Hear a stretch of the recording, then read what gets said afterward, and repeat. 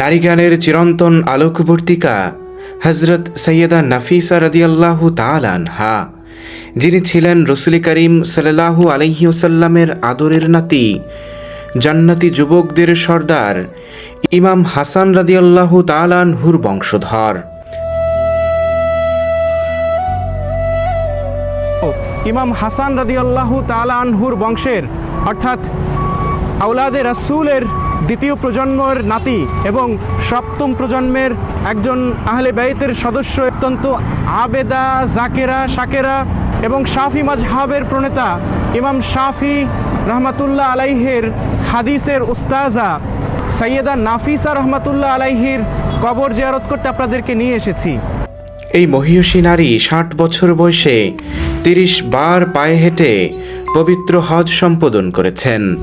একাধারে তিনি ছিলেন কোরআনের হাফেজা, হাদিস, তাফসির, ফিক এবং সুফি শাস্ত্রে বিশেষভাবে পারদর্শী।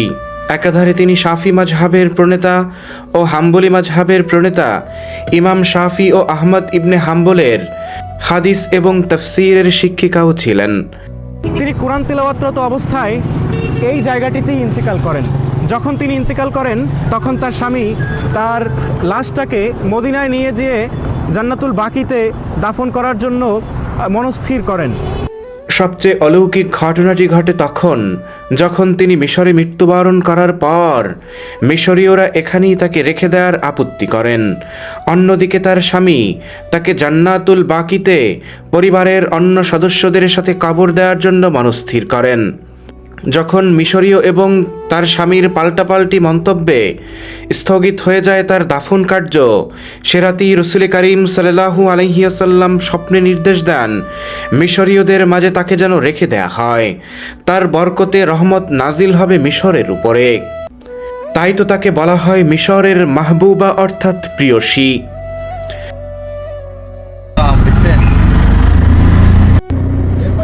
বন্ধুরা, আমরা এখন যাচ্ছি হচ্ছে সৈয়দা নাফিসা রহমাতুল্লাহ আলাইহির যে মাজার, সে মাজারে। তিনিও হচ্ছে হযরত হাসান রাদিয়াল্লাহু তাআলা আনহুর বংশধর এবং আহলে বাইতের সপ্তম প্রজন্ম এবং দ্বিতীয় প্রজন্মের আহলে বাইতের দ্বিতীয় প্রজন্মের নাতি। তো চলুন আমরা তার সেই মাজারে যাই। তো আমরা এখন রয়েছি মিশরের একটা এটা হচ্ছে একটা ঐতিহ্যবাহী গাড়ি, বিশেষ করে ডাউনটাউনে যে এলাকাগুলোতে বড় গাড়ি চলে খুবই কম, বা এই টাইপের ভঙ্গুর এলাকাগুলোতে এই গাড়িগুলোকে তারা মানে অনুমতি দিয়ে থাকে। এরা বড় হাইওয়েতে এরা উঠতে পারে না। এটা হচ্ছে বাংলাদেশের সিএনজির মতো, দেখেন এই যে দেখুন সিএনজির মতো গাড়ি, যেটাকে মিশরে টুকটুক বলে। তো আমার সাথে আছে নাসির ভাই। নাসির ভাই, কি অবস্থা ভাই? আলহামদুলিল্লাহ। আর একটা বিষয়, আমরা জাইনুল আবেদিন ইবনে আলী অর্থাৎ ইমাম জাইনুল আবেদিনের যে ছেলে জিদ ইবনে জাইনুল আবেদিন ওনাকে বলে, তো ওনার মাজার থেকে আমরা এখন ওইদিকে যাচ্ছি।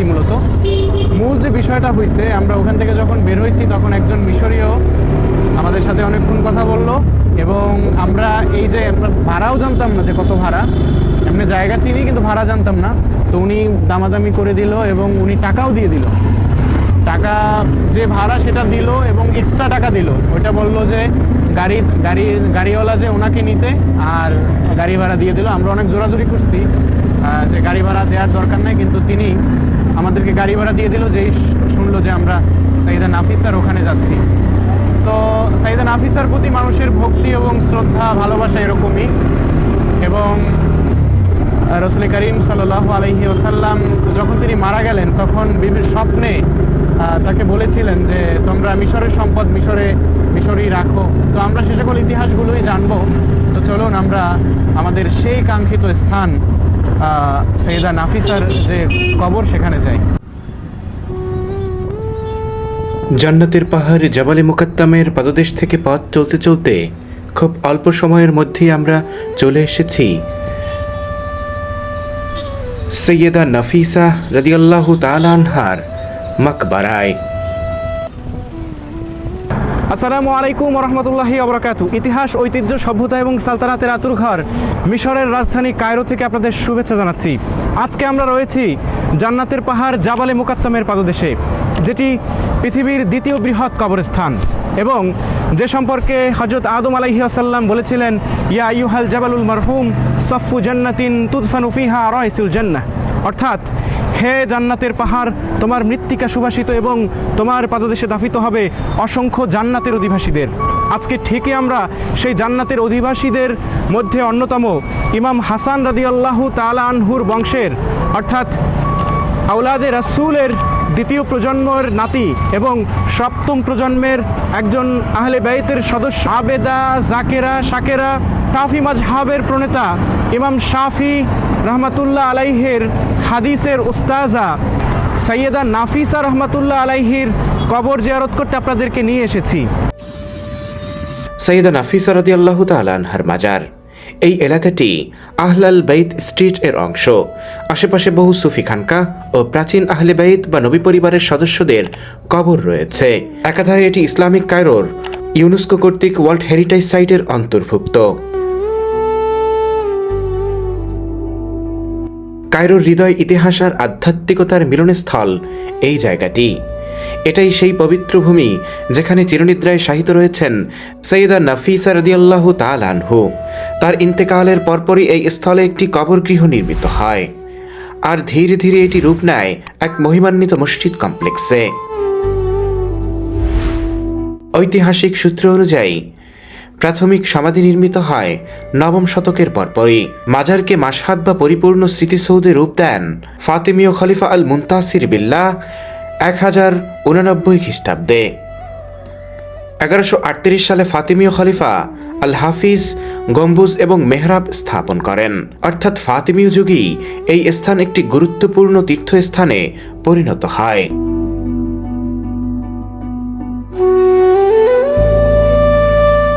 বিশেষত মামলুক আমলে এই পবিত্র স্থানের গুরুত্ব বহুগুণে বেড়ে যায়।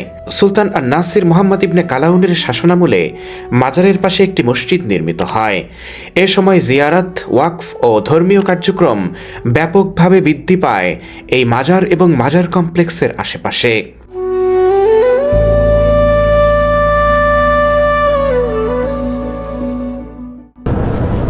বন্ধুরা, আমরা এখন প্রবেশ করব। আমরা অপেক্ষা করছিলাম, সন্ধ্যা হয়েছে। দেখুন সন্ধ্যার সময়ের যে দৃশ্য সেটি চমৎকার লাগতেছে। ওই যে দেখুন হচ্ছে সুলতান সালাউদ্দিন আইয়ুবীর কেল্লার অভ্যন্তরে মসজিদে মোহাম্মদ আলী পাশার যে মসজিদ, সেই মসজিদ, এখানে অনেকগুলো মাশহাদ রয়েছে। এই যে দেখুন, এই হচ্ছে ওই যে দূরে দেখা যাচ্ছে, ওটা হচ্ছে জাবালে মুকাত্তাম, জান্নাতের পাহাড় শ্রেণীর মধ্যে একটি পাহাড়। আর এই হচ্ছে সৈয়দা নাফিসা, যার সম্পর্কে নতুন করে কিছু বলার নেই। তিনি হযরত হাসান রাদিয়াল্লাহু তাআলা আনহুর বংশধর এবং আহলে বাইতের সপ্তমতম বংশধর ছিলেন। আমরা এখন তার মসজিদের অভ্যন্তরে প্রবেশ করি, চলুন।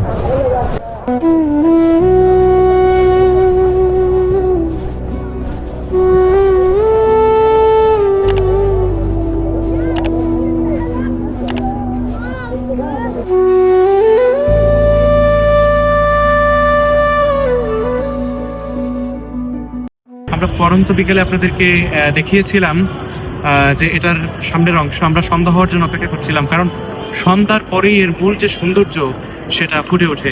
আপনারা দেখতে পাচ্ছেন কত সুন্দর লাগছে এই জায়গাটা, বিশেষ করে এখানকার লাইটিং থেকে শুরু করে সবকিছু। আর সাথে সাথে এটা যে একটা আধ্যাত্মিক স্থান সেটা নিয়ে তো কারো কোনো সন্দেহ থাকার কথা না। মূলত বাংলাদেশে যেরকম অতি পবিত্র কিছু দরগা রয়েছে, যেমন শাহজালালের মাজার, শাহপরানের মাজার, কিংবা এরকম যারা প্রসিদ্ধ মিশরীয়রা না কাইন্ড অফ এরকমই এই জায়গাটাকে ওরকমভাবে প্রসিদ্ধ একটা জায়গা।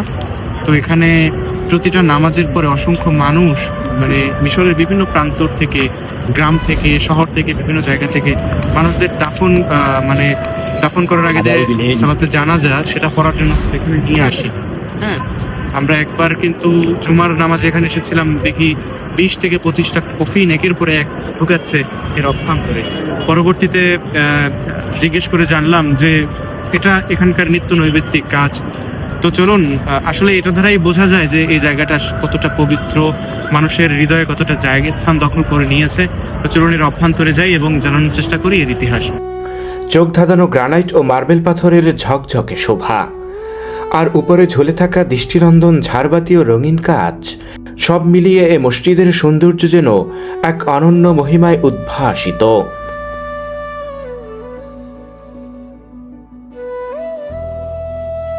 এখন আমরা এখানে আগত মুসল্লিদের সাথে ধীরে ধীরে প্রবেশ করছি এর অভ্যন্তরে।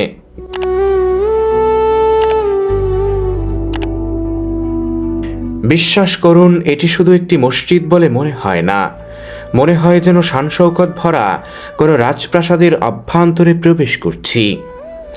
যতই ভেতরে পা বাড়াচ্ছি ততই বুক ভরে যাচ্ছে এক অপার্থিব অনুভূতিতে। সত্যি এ মসজিদের অপরূপ সৌন্দর্য আমাকে গভীরভাবে মুগ্ধ করে দিয়েছে। মিশরের যে ট্রেডিশনাল মসজিদগুলো, যে চারদিকে হচ্ছে চতুর্ভুজ আকৃতির বা স্কোয়ার শেপে যে মাঝখানটাতে খোলা জায়গা থাকে, এটা কিন্তু সেটা থেকে একটু ব্যতিক্রম। আপনারা দেখতে পাচ্ছেন যে এটা কিন্তু কিছুটা ত্রিভুজ আকৃতির একটা জায়গা। ধরেন এখান থেকে একটা ট্রাইঅ্যাঙ্গেলের মতো হয়ে এরকম, বা সরবুজ আকৃতির এই টাইপের একটা জায়গা কিন্তু এটা, কিন্তু এটারও মাঝখান থেকে ফাঁকা জায়গা রয়েছে, যে দেখুন ফাঁকা জায়গা রয়েছে। আর এই দিকটাতেই হচ্ছে আমাদের সেই কাঙ্ক্ষিত জায়গা যেখানে মূলত সৈয়দা নাফিসা আর যে মাকবারা, সে মাকবারা রয়েছে। আর এই যে মসজিদটা, এটা কিন্তু বিভিন্ন সময়ে বিভিন্ন রকমের পরিবর্ধন সাধিত হয়েছে। বিশেষ করে মামলুক, অটোমান, আব্বাসীয় সময়ে এর পরিবর্ধন, সংস্কার, উন্নয়ন সাধিত হয়েছে।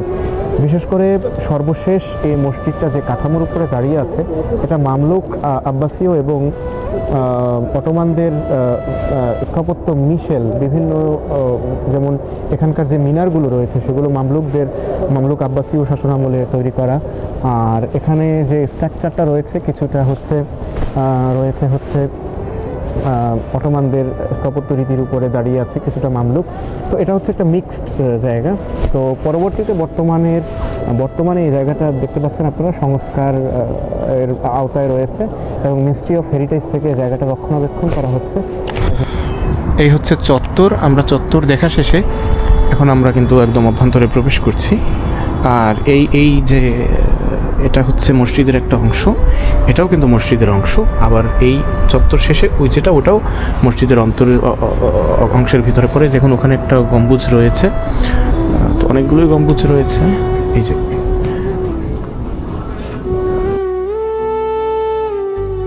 ওসমানীয় অটোমান যুগের পুনর্নির্মাণ। 1800 শতকে শক্তিশালী অটোমান শাসনকর্তা আব্দুর রহমান কাতখুতা বর্তমান কাঠামোর বড় একটি অংশ পুনর্নির্মাণ করেন। পরে 1892 সালে অগ্নিদগ্ধে ক্ষতিগ্রস্ত হলে কেভিত আব্বাস হিলমি দ্বিতীয় 1893 থেকে 1897 সালে সম্পূর্ণ পুনর্নির্মাণের নির্দেশ দেন। এরপরে আধুনিক যুগে বিভিন্ন সময় ব্যাপক সংস্কার, পরিবর্ধন সাধিত হয়। বিশেষ করে 1980 থেকে 1990 এর দশকে বড় সম্প্রসারণ হয়। 2021 সালে নতুন জারি স্থাপন হয়। 2023 থেকে 2025 সালে ব্যাপক পুনঃসংস্কার ও সৌন্দর্যবর্ধন করা হয়। আজ এটি কায়রোর অন্যতম গুরুত্বপূর্ণ আহলুল বেইতের কবর এবং মিশরীয় এবং বিশ্ব পর্যটকদের কাছে ধর্মীয় এক তীর্থস্থান। এখন আমরা ধীরে ধীরে এগিয়ে যাচ্ছি আমাদের সেই কাঙ্ক্ষিত গন্তব্যের দিকে, যেখানে শায়িত আছেন মহামনীষা সৈয়দা নাফিসা রাদিয়াল্লাহু তাআলা আনহা। এই পবিত্র মাজারে পৌঁছাতে হলে আমাদের অতিক্রম করতে হবে এই দীর্ঘ নীরব গলিপথ, যেন প্রতিটি পদক্ষেপই নিয়ে যায় আরো গভীর শ্রদ্ধা ও অনুভূতির ভিতরে।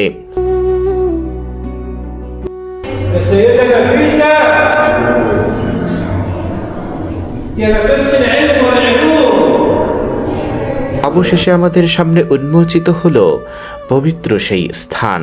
অত্যন্ত সুশৃঙ্খল, মনোরম ও যত্নে সংরক্ষিত এই পরিবেশে সমাধিস্থ আছেন তিনি। সত্যি এই মুহূর্ত হৃদয়ে ভরে যায় এক অদ্ভুত প্রশান্তি ও ভক্তিতে।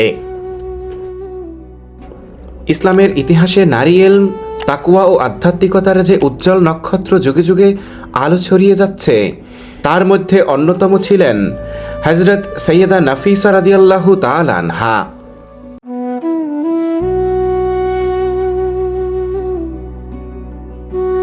তিনি জন্মগ্রহণ করেন ১৪৫ হিজরি মোতাবেক ৭৬২ খ্রিস্টাব্দে পবিত্র মক্কা নগরীতে। তার পিতা ছিলেন সৈয়দ আহমদ ইবনে হাসান, আর বংশ পরম্পরায় তিনি ছিলেন রসুল করিম সাল্লাল্লাহু আলাইহি ওয়াসাল্লামের দৌহিত্র ইমাম হাসান রাদিয়াল্লাহু তাআলা আনহুর বংশধর এবং বংশের অন্যতম মর্যাদাপূর্ণ ব্যক্তিত্ব। শৈশব থেকেই তিনি কোরআনের হাফেজা হন এবং ইলম ও ইবাদতের এমন উচ্চতায় পৌঁছান যে পরবর্তীতে মহান ইমাম মুহাম্মদ ইবনে ইদ্রিস আশ-শাফি অর্থাৎ শাফি মাজহাবের প্রণেতা এবং ইমাম আহমদ ইবনে হাম্বল অর্থাৎ হাম্বলি মাজহাবের প্রতিষ্ঠাতা তার কাছ থেকে হাদিস এবং তাফসীরের দীক্ষা গ্রহণ করেন এবং তার ইলম ও আধ্যাত্মিকতায় উপকৃত হন। এ কথা বহু ঐতিহাসিক গ্রন্থে একাধিকবার উল্লেখ রয়েছে।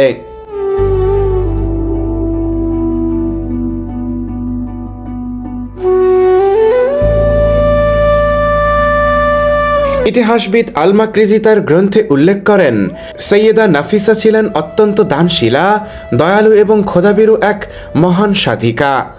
তিনি তার জীবনে প্রায় ৩০ বার পায়ে হেঁটে হজ সম্পাদন করেন, যা তার সাধারণ ইবাদত গুজারির অন্যতম প্রমাণ। সৈয়দা নাফিসার মিশরে আগমন ১৮৭ হিজরিতে ৮০৩ খ্রিস্টাব্দে তিনি স্বামী ইসহাক আল মুতামিমের সাথে মিশরের রাজধানী কায়রোতে আগমন করেন। ঐতিহাসিক বর্ণনায় মিশরের মানুষ তাকে এমন ভালোবাসা ও শ্রদ্ধা দিয়ে বরণ করেন যে খুব অল্প সময়ে তিনি মিশরের মাহবুবা অর্থাৎ প্রিয়সী হিসেবে পরিচিত হয়ে ওঠেন। একাধারে তার বাড়ি হয়ে ওঠে ইলিম, তাফসির ও আত্মিক শিক্ষার এক মহাকেন্দ্র। ইন্তেকাল ও দাফন ২০৮ হিজরি অর্থাৎ ৮২৪ খ্রিস্টাব্দে রমজান মাসে তিনি ইন্তেকাল করেন। প্রসিদ্ধ বর্ণনা অনুযায়ী সে সময় তিনি কুরআন তিলাওয়াতে মগ্ন ছিলেন এবং নিজ ঘরেই ইবাদতরত অবস্থায় রূহ কবজ হয়।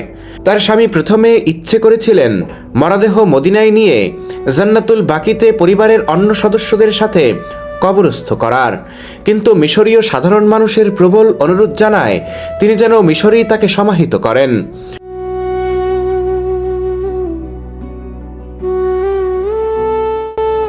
ইতিহাসবিদ আল মাকরিজি সহ একাধিক ঐতিহাসিক সূত্র এভাবে বর্ণনা করেন, স্বামী ইসহাক আল মুতামিম এবং মিশরীয়দের ইচ্ছার প্রকাশে সেদিন তার দাফন আটকে যায় এবং রাতে তিনি স্বপ্নে রাসূল করিম সাল্লাল্লাহু আলাইহি ওয়াসাল্লামকে দেখেন। মহানবী সাল্লাল্লাহু আলাইহি ওয়াসাল্লাম স্বামী ইসহাক আল মুতামিমকে নির্দেশ করেন তাকে মিশরেই যেন দাফন করা হয়। তার উপর এবং তার মাধ্যমে মিশরীয়দের উপরে আল্লাহর রহমত নাজিল হবে বলে মহানবী উল্লেখ করেন স্বপ্নে। এরপরই আর কোনো দেরি নয়, তাকে তার নিজ গৃহেই দাফন করা হয়, যা আজকের বিখ্যাত মাজার হিসেবে পরিচিত। এখানেই তিনি ইন্তেকাল করেছিলেন এবং এখানেই তাকে দাফন করা হয়েছে। ইসলামিক ঐতিহ্য ও প্রভাবে আজও কায়রোর এই স্থানে লাখো ভক্ত ও মুহিব্বিনদের পদচারণায় মুখর। সৈয়দা নাফিসা রাদিয়াল্লাহু তাআলা আনহা শুধু একজন আহলে বাইতের সদস্যই নন, তিনি ছিলেন নারী শিক্ষার অগ্রদূত, ইসলামের আলোকবর্তিকা এবং দান সদকার জন্য উজ্জ্বল দৃষ্টান্ত। তার জীবন যেন প্রমাণ করে একজন মুমিনা নারী ইবাদত, জ্ঞান ও মানব সেবায় কত উচ্চ পর্যায়ে যেতে পারে। মিশরের বুকে ঘুমিয়ে আছেন তিনি, কিন্তু তার ইলম এবং ইলমের নূর আজও জীবন্ত, আজও পথ দেখায় এই ভেঙে পড়া উম্মাহকে। কারবালার বালুকায় আজও কাঁদে ফোরাতের ঢেউ, তৃষ্ণার্ত আকাশ ডাকে হুসাইন তুমি কোথায় রইলে। নবুয়েতের রক্ত ঝরে পড়ে রোগ রোধ বুকে, সত্যের লাল রোদনে রঞ্জিত আশুরার মুখে। 6 মাসের কান্নায় থর থর করে কালের বুক, তীরবিদ্ধ শিশুর হাসি মানবতার নিঃশব্দ শোক। 6 মাসের কান্নায় থর থর করে কালের বুক, তীরবিদ্ধ শিশুর হাসি মানবতার নিঃশব্দ শোক। একজন হুসাইন দাঁড়ায় হাজারো ইয়াজিদের ভিড়ে, মাথা নত না করার শপথ রক্তে লিখে দেয় ধীরে। কারবালার বালুকায় আজো কাঁদে ফোরাতের ঢেউ, তৃষ্ণার্ত আকাশ ডাকে হুসাইন তুমি কোথায় রইলে।